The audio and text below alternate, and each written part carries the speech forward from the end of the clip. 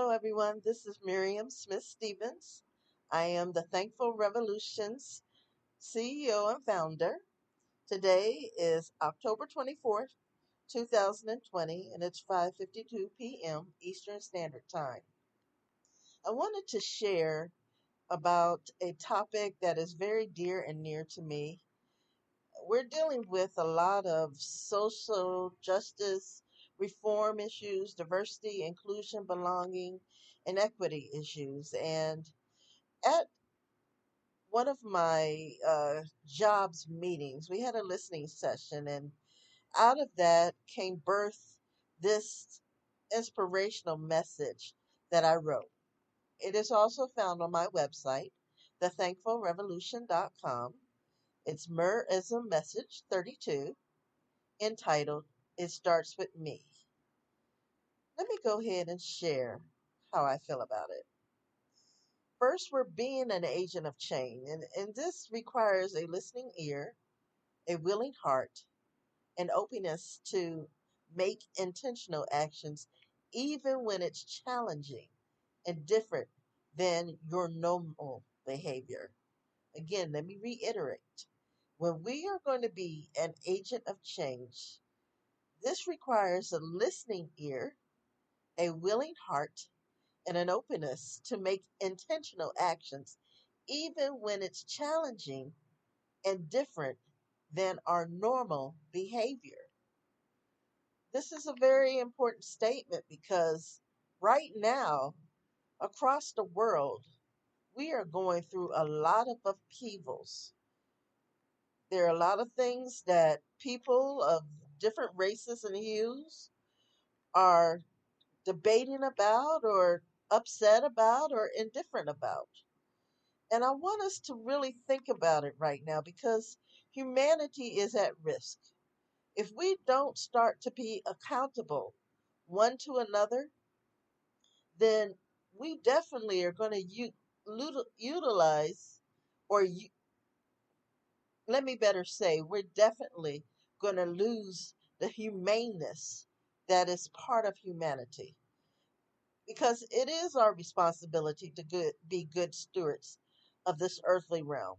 We must all do a true introspection of our own hearts to identify any vexing position that would impede the kind of actionable love that God requires of us.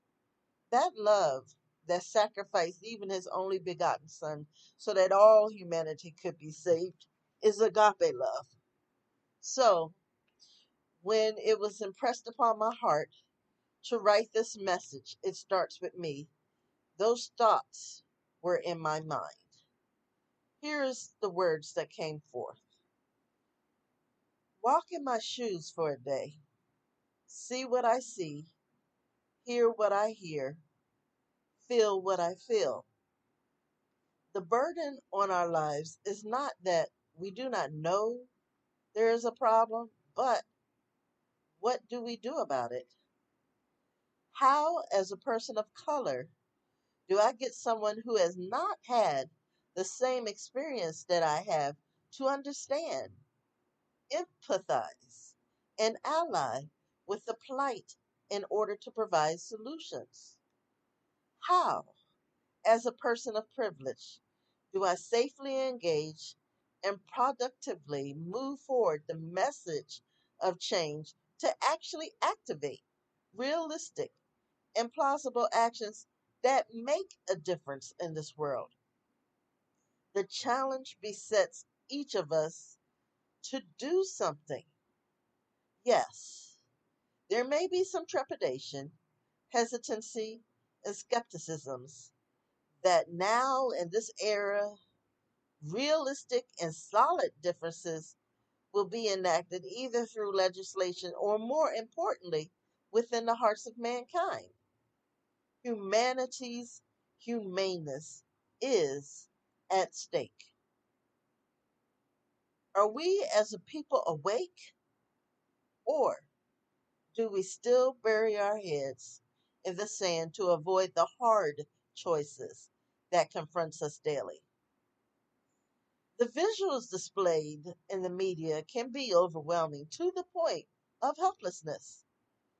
The voice that has cried in the wilderness oftentimes gets stifled amidst the noise that complacency and denial shouts into the environment on a consistent basis.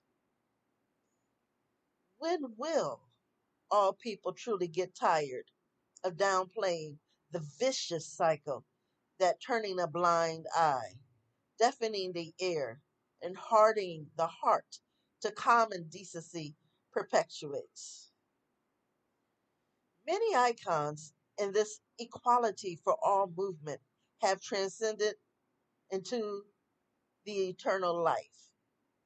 So now, who is out there to pick up the torch, shine the light, and run on with the clarion call to action, change, and correction? So the challenge is, will you walk in my shoes? Will you see how I see? Will you hear what I have heard? Are you willing to press through the preconceived and unknown, to face fear and fallacy head on? Is there an inner compass that drives your heart to go beyond your mind's eye? Visualize something better for all of us. It first starts with me. So I invite the different, the misunderstood, and the overlooked to reach out and catch my attention so that we can dialogue, not with judgment, but with compassion to learn. Please note that I am flawed, I am stubborn, I am biased, I am human, but I am willing. I want to thank you for allowing me to share my inner thoughts and heart reaction to the endeavors for breaking down barriers.